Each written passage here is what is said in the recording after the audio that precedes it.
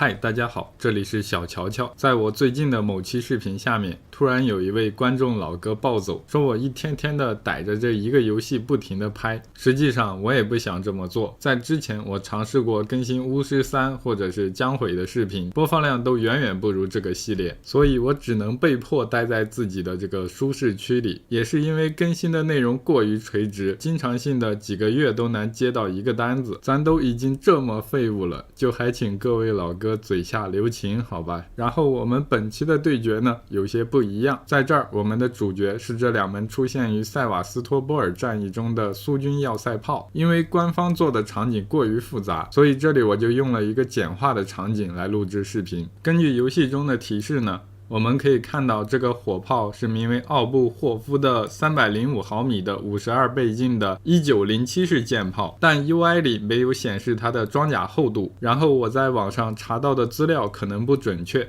就是说它这一圈的装甲厚度呢和它的主炮口径是一样的305毫米，而顶部的装甲厚度呢也有203毫米。这个防护让战争后期才出现的长88来打它，恐怕都是在挠痒痒。所以历史中的德军是整了个这玩意儿，还有其他一堆乱七八糟的重炮不停的炸才将其击毁。在这儿我除了给他们安排了一门卡尔旧炮以外，还有一大堆的伊突子、突击虎还有灰熊之类的重炮车。接下来就让我们开始今天的模拟吧。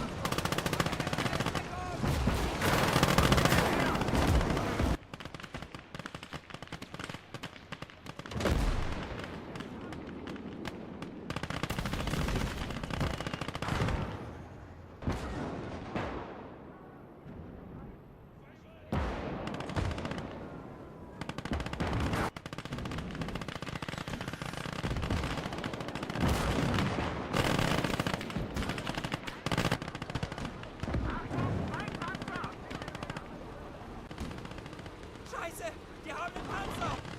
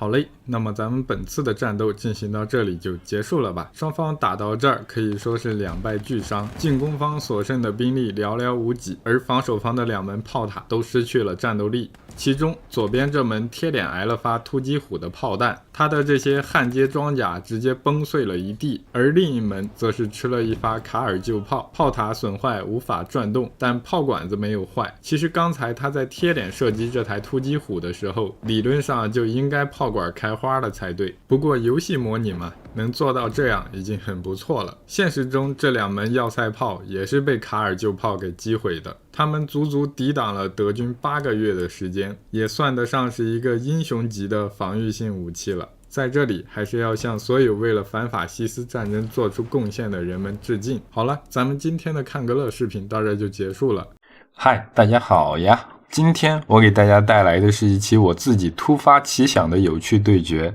如果您关注我已经有一段时间了的话，应该会看过我的这期250支反坦克步枪对阵40台豆丁的视频。这个视频可以说是我少有的播放量贼高的视频了。然而我这个人就是喜欢当了那啥还想立牌坊，为了不被人说成是只是为了播放量而做视频的人，我的大部分对决内容都还是偏向写实风格的。现在想想，那几期视频之所以会被这么多人观看，主要原因还不是他们所展现的是我们在现实甚至是在一些神剧里都无法看到的内容吗？而我的视频一直以来的宗旨不就是为了看个乐吗？所以我们今天的对决内容就是看看在苏德战争爆发的时候，假如苏军士兵装备的全部都是反坦克步枪，德军的下场将会如何。由于是苏德战争的早期，所以这时候的德军并没有装备什么豹式、虎式之类的重型装甲车辆。接下来就让我们开始今天的对决吧。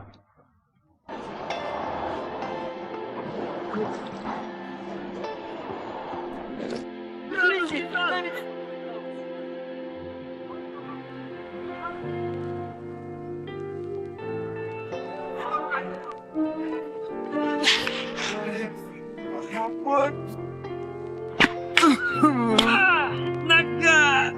Ниже голову!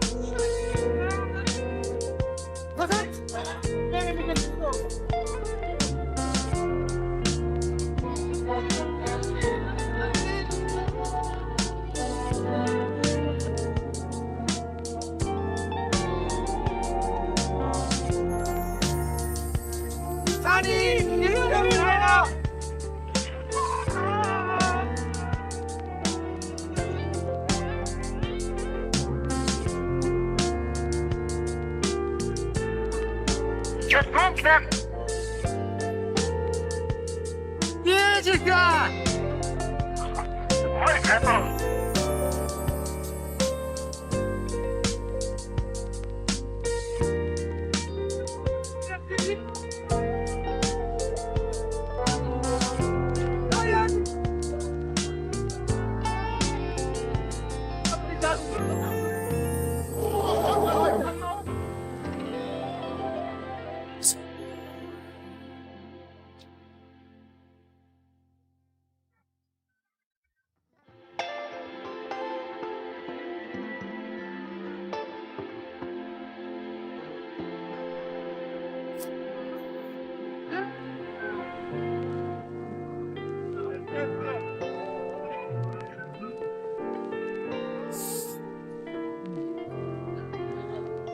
Oh!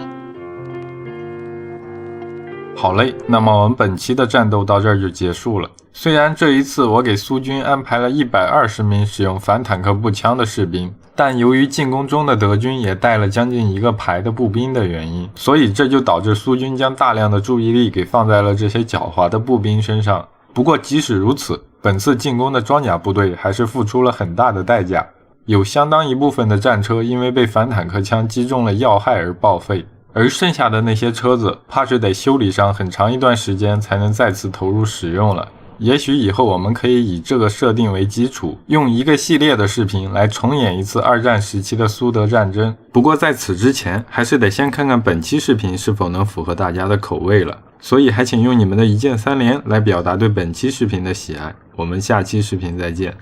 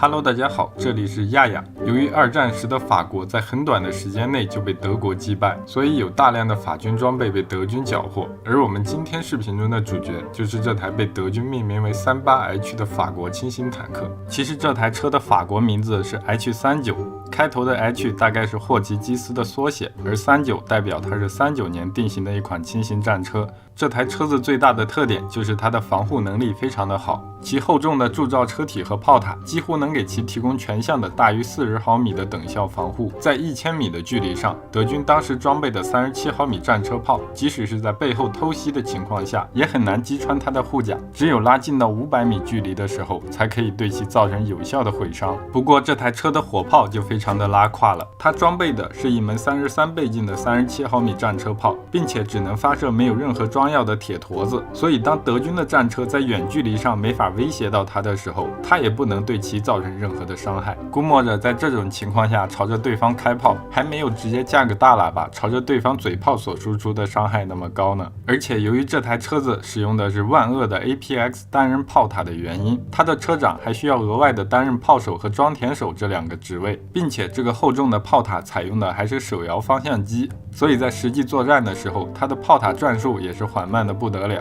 正是由于这台车子的属性过于拉胯，所以在历史中德军并没有对其进行什么大的改动，而是装备给一些二线部队，还有一些轴心国盟友，用来镇压当时在占领区的各种抵抗组织。好了，有关于这台车的介绍到这儿就结束了。接下来就让我们在《地狱之门》这款游戏里进行一次模拟，看看在相同数量的情况下，这些 H39能否击败40年时期的德军战车吧。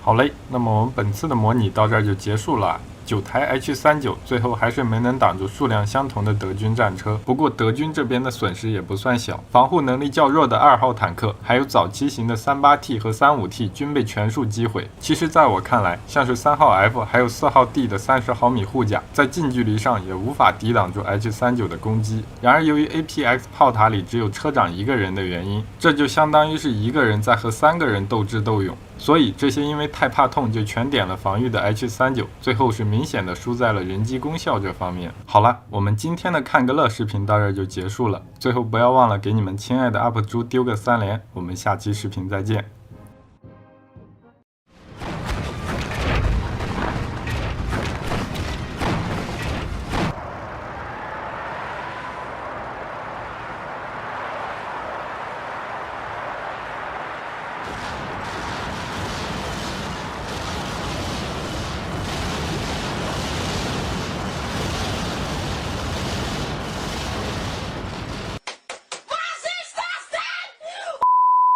嗨，大家好呀，欢迎收看今天的视频。咱们今天的内容呢，就是拿《钢铁之师2》这款游戏来介绍一下二战时期的一款名为 PTAB 的小炸弹。这种小炸弹是战争中期苏联空军用来对付德军坦克的一种有效的武器，它实际上就是一种空投版的破甲弹。头部较重加上尾翼的设计，可以保证它在下落的过程中，战斗部始终朝向目标，并且这种小玩意儿的重量只有2.5公斤。还有一种说法是它的实际重量只有1.5公斤。所以假如伊尔2之前只能一次携带1枚250公斤的航弹起飞的话，换成这种小炸弹，一次就能带100枚甚至是更多。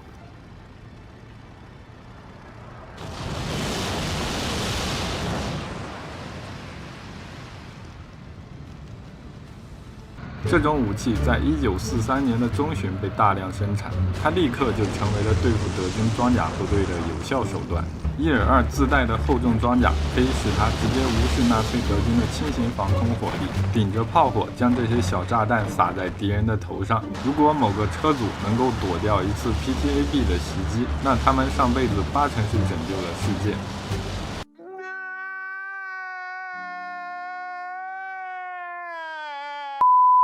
我没有在网上查找 PTAB 的穿身数据，但即使放在现在，大部分坦克的顶甲也都只能用来防御中小口径高爆弹的攻击。所以，就算是这款小炸弹的穿身只有50毫米，绝大部分的战车挨上一发，恐怕也得嗝屁了。而且，假如敌方正好是一支车队，或者是以间隔不远的队形在进行推进的话，这种弹雨攻击一次就能对他们造成很大的伤亡。在这里呢，这个游戏的回放功能属实是不太好用，所以我本期视频呢录的也是有些烂，主要就是想给大家介绍一下这个在纪录片还有各种视频中都不咋常见的武器。如果你们喜欢的话，还请多多3连，咱们下期视频再见。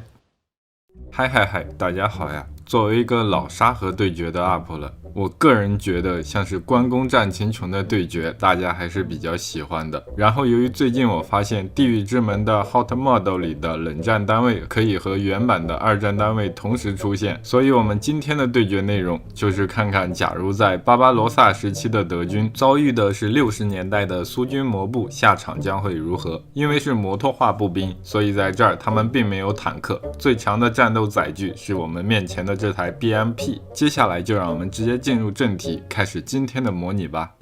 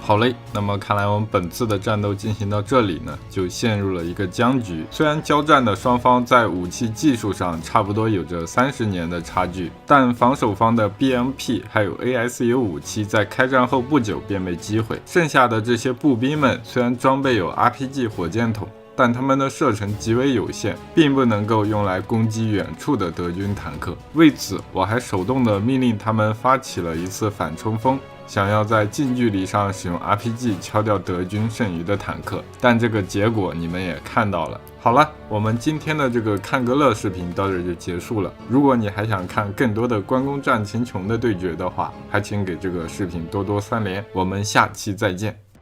Hello everyone, welcome to my channel。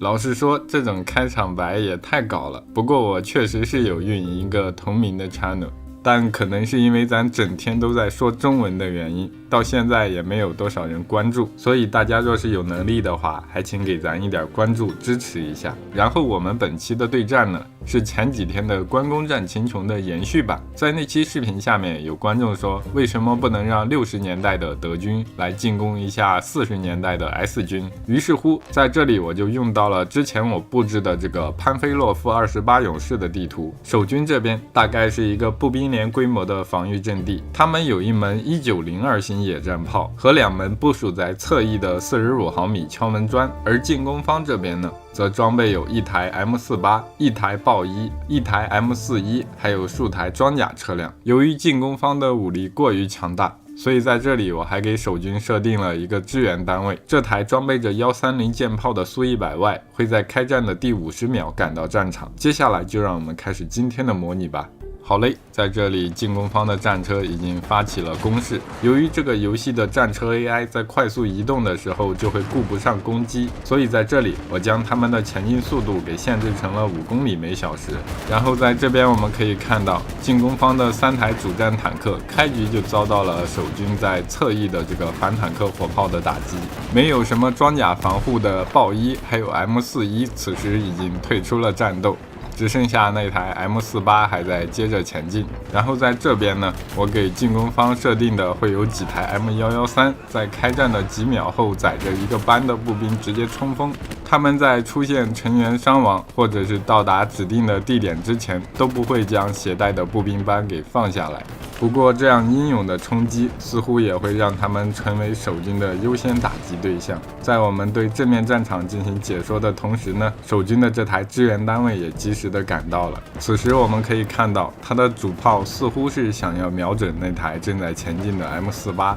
而 M48 呢也朝他开了一炮，不过打偏了。模拟进行到这里呢，我是真的不得不吐槽这个游戏的 AI 了。这台战车在赶到战场之后呢，是一炮未发，纯粹是在替步兵吸引敌方的火力，可以说是白瞎了我特意为他编辑了几分钟的脚本。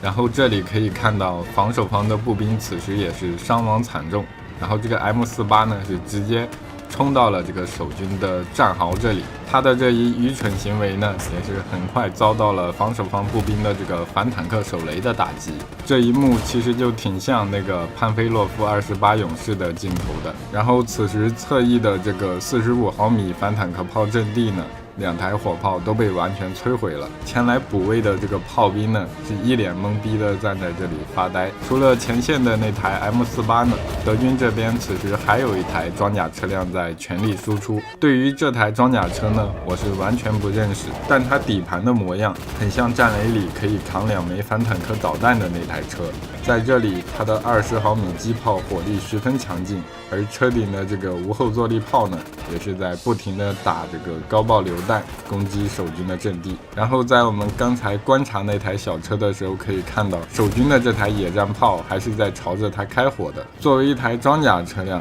它的防护是绝对扛不住这个野战炮的穿甲榴弹的。不过可能是由于这个地狱之门万恶的血条系统，它挨了很多发炮弹，也像没事人一样搁那继续输出。而此时这个 M48呢，情况似乎也不太妙，炮塔上方的这几个舱门都已经完全敞开了，它大概率是被防守方的步兵使用莫洛托夫或者是集束手雷给击毁的。然后在阵地的最上方，因为守军有一门隐藏的很好的迫击炮，所以它持续的输出就让进攻方的步兵完全无法前进。这些装备着 G3 突击步枪的西德肥宅完全没有他们父辈的那个作战意志，一个二个全都趴在地上搁这摸鱼。就等着队友先往前冲呢。然后这边这个看起来很厉害的装甲车，终于被防守方的野战炮给摧毁了。战斗进行到这里呢，进攻方剩余的步兵就只剩下1个班不到了。亏得我在这边还像电影中一样部署了一挺马克西姆，然后在这边